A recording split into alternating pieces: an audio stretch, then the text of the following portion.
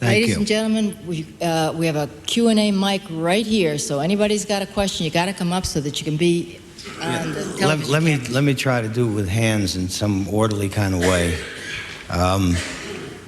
Somebody, Phyllis, yeah, come up to this first microphone. This one over here. Forgive me for reading. My question is, do you have any comment about the story on the internet about Fonda turning into the North Vietnamese slips of paper given her by the POWs? Yeah, thanks. Fred touched on that, but there's somebody here who is much, much more qualified than we are to answer that question. Is one of the star players in this hoax, Jerry Driscoll. Jerry, will you take that mic and...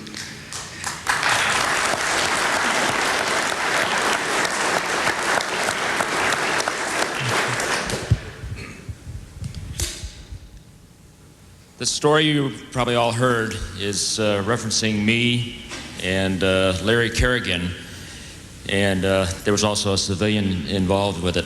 Supposedly, we had a meeting with Jane Fonda, and one of us, supposedly myself, passed her a slip of paper with some names and everything, and she turned that slip of paper over to the Vietnamese, and as a result, let's see if I can remember what the story goes, that I was severely beaten, as was Larry, and to the point where I've lost part of my eyesight or something, and I couldn't fly anymore.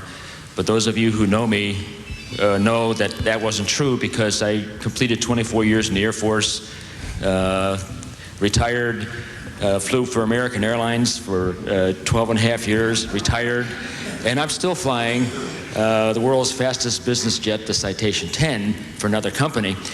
But so obviously the story is not true. Folks, the story about Larry Kerrigan and me is totally bogus. How it first came about, I think the first time I saw it was about 5 or 6 years ago, as I recall. And it concerned Jane Fonda being nominated as one of the 100 best women of the 20th century, or something like that, okay?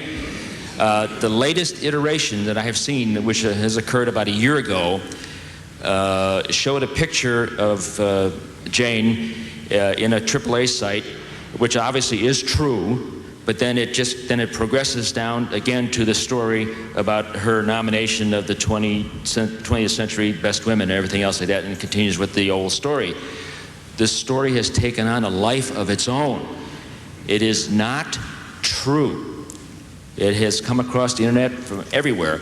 If you ever receive it in your email, please, I beg you, do not pass it on, and tell whoever you got it from to not pass it on, and also try to tell them, whoever they got it from, to not pass it on.